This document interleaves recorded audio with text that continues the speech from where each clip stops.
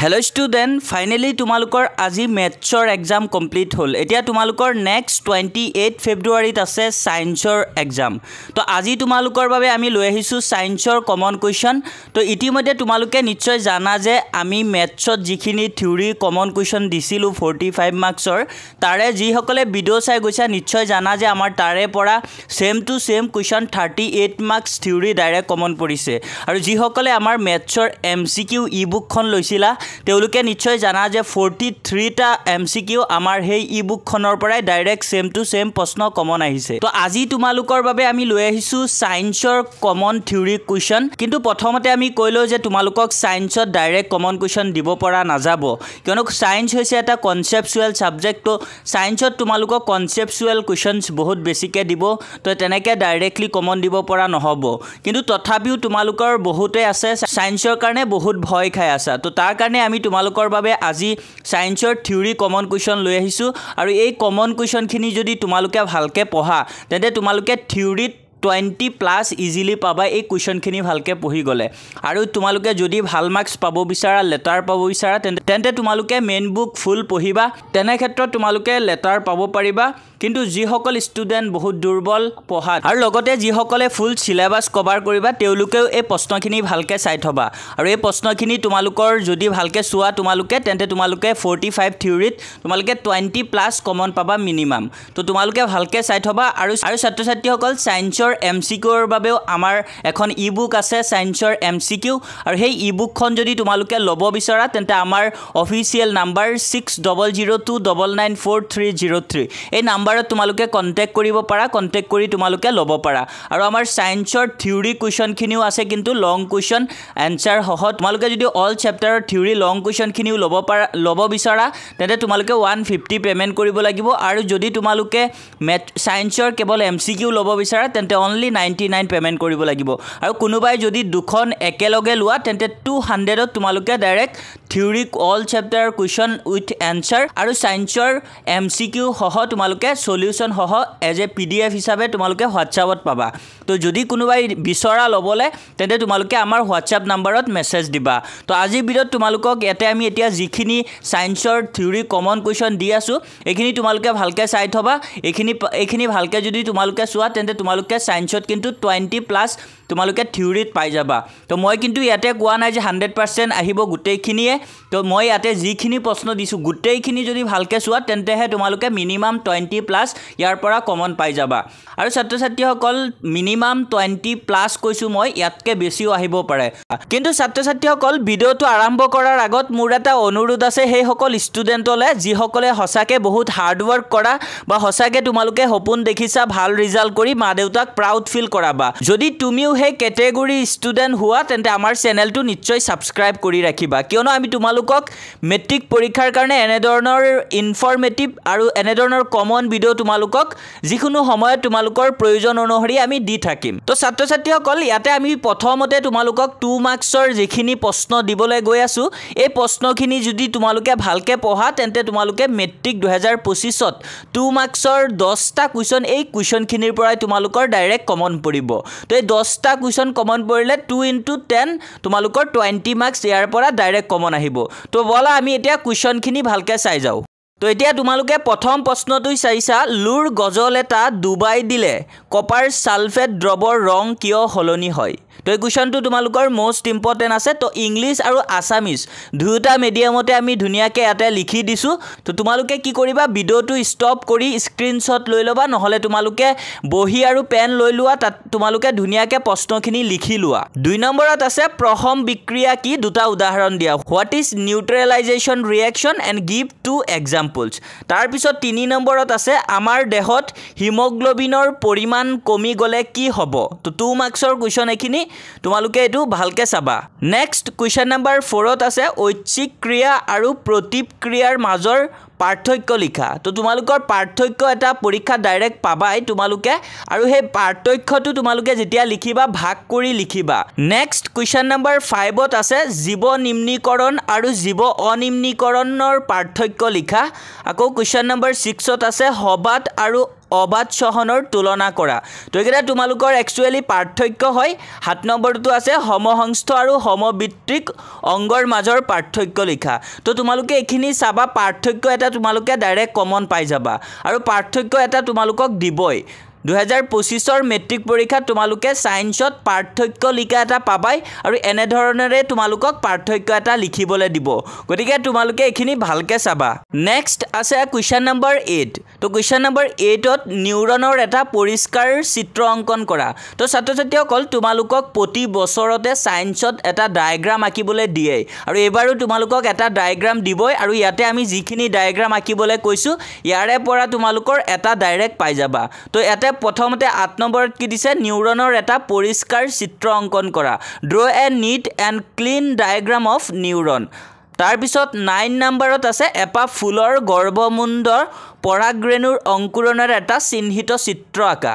আকৌ স্নায়ু কোহৰ চিহ্নিত চিত্ৰ অংকন কৰা তো তোমালোকে একেটা ভালকে চাবা ইয়াৰে তোমালোকে এটা ডায়াগ্ৰাম পৰীক্ষাত আঁকিবলৈ পাই যাবা আৰু এনে ধৰণৰ ডায়াগ্ৰাম যদি তোমালোকৰ আহে 2 মাৰ্কছৰ কাৰণে বেছি সময় দিয়ে আৰু কেতিয়াবা 3 মাৰ্কছৰো দি দিব পাৰে কিন্তু বেছিভাগ টাইমতে তোমালোকক 2 মাৰ্কছৰ কাৰণে দিব নেক্সট কোৱেশ্চন নম্বৰ 11 ত দিছে মায়োপিয়াৰ সংশোধনৰ বাবে এটা ৰশ্মি চিত্ৰ অংকন কৰা তো এই চিত্ৰটো চাবা আৰু আগতে কৈ থোৱা চিত্ৰখিনি ভালকে চালে তোমালোকে ইয়াৰে এটা ডায়াগ্ৰাম তোমালোকে কমন পাই যাবা ডাইৰেক্ট তাৰ পিছত কোৱেশ্চন নম্বৰ 12 ত দিছে নিউক্লিয় শক্তিৰ সুবিধাসমূহ কি কি what are the advantage of nuclear energy তো তোমালোকে ভালকে চাবা এই প্ৰশ্নবোৰ বহুত ইম্পৰ্টেন্ট হয় আৰু এবোৰ আমি প্ৰি ফাইনালৰ কোৱেশ্চনবোৰ অৰ্থাৎ তোমালোকৰ টেষ্ট পেপাৰবোৰ মাৰ্চ কৰি বনাইছো কোৱেশ্চন নম্বৰ 13 ত দিছে অজন কি পৰিস্থিতি তন্ত্ৰত ই কি প্ৰভাৱ পেলায় নেক্সট কোৱেশ্চন নম্বৰ 14 ত দিছে আমি বনাঞ্চল আৰু বন্যপ্ৰাণী কিয় সংৰক্ষণ কৰিব লাগে মোষ্ট ইম্পৰ্টেন্ট হয়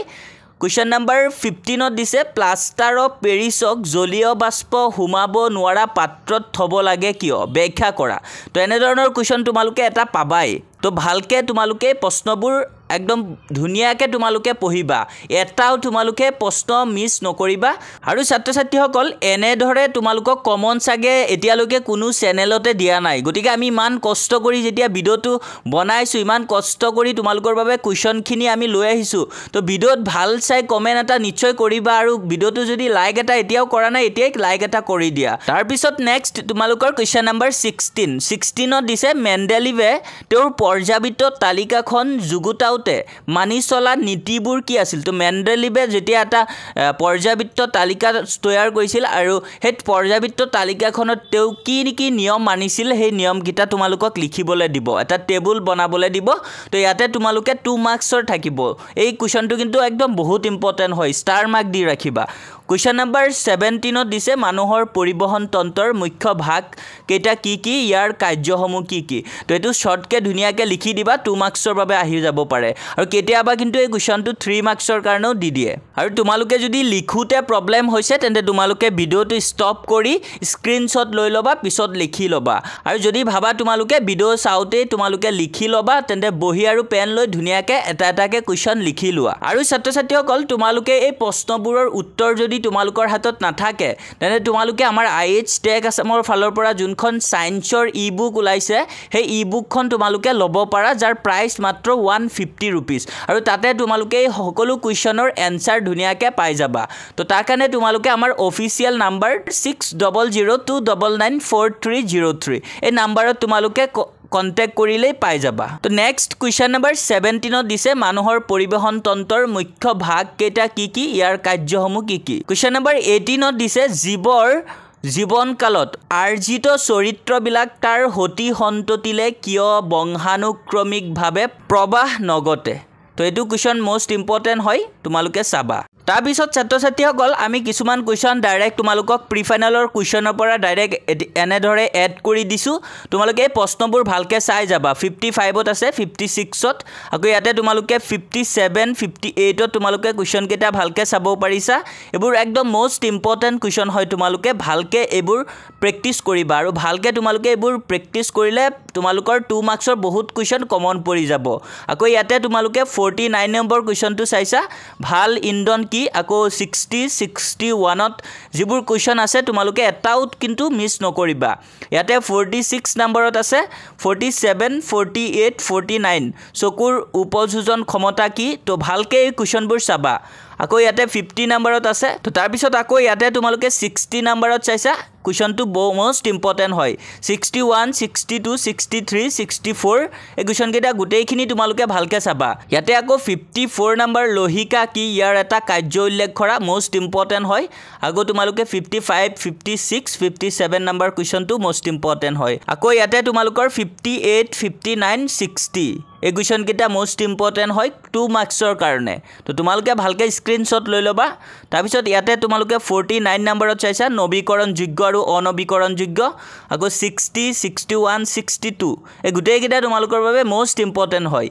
54 55 56 57 এই গুটেই কেইটা তোমালোকৰ বাবে একদম মোস্ট ইম্পৰ্টেন্ট হয় তোমালোকে সাগে ভাবি আছা যে ইয়াতে কোৱেশ্চন অলপ বেছিকে হল কিন্তু কি কৰিবা তোমালোকে সায়েন্সত যেহেতু অলপ কনসেপচুৱেল সাবজেক্ট আৰু তোমালোকৰ প্ৰশ্নবোৰো এনে ধৰণৰ কনসেপচুৱেল দিব তো তোমালোকে অলপ বেছিকে পঢ়িব লাগিব তেতিয়াহে তোমালোকে কমন পেলাব পাৰিবা তো আমি ইয়াতে কিন্তু ইমানো বেছি দিয়া নাই আৰু এই কোৱেশ্চনখিনি যদি তোমালোকে ভালকে পঢ়া এইখিনিৰ পৰা তোমালোকৰ 10টা 2 মাৰ্কছৰ ডাইৰেক্ট তোমালোকে পৰীক্ষাত পাই যাবা আৰু 10টা 2 মাৰ্কছৰ কোৱেশ্চন পৰীক্ষাত পাই গলে তোমালোকে 20 মাৰ্কছ এই 2 মাৰ্কছৰ কোৱেশ্চনতে পাই যাবা আৰু সায়েন্সত কিন্তু 2 মাৰ্কছৰ কোৱেশ্চনে তোমালোকক বেছিকে দিব তো এইটা ভালকে তোমালোকে চাবা নেক্সট আমি 3 মাৰ্কছৰ কোৱেশ্চনলে আগবাঢ়িছো তো 3 মাৰ্কছৰ আমি ইয়াতে তোমালোকক যিখিনি দিম এইটা তোমালোকে ভালকে চাই থলে তোমালোকে দুটা কোৱেশ্চন 3 মাৰ্কছৰ কমন পাই যাবা আৰু তাতে তোমালোকে 6 মাৰ্কছ এটা পাই যাবা তো ইয়াতে তোমালোকে প্ৰথম কোৱেশ্চনটো চাইছা 64 তো এনে ধৰণৰ কোৱেশ্চন তোমালোকক দিব 3 মাৰ্কছৰ কাৰণে 1 + 2 এনেকে নহলে ডাইৰেক্ট তোমালোকক 3 মাৰ্কছৰ কাৰণে আকৌ ইয়াতে তলতে তোমালোকে 65 নম্বৰ কোৱেশ্চনটো ভালকে লিখি থোৱা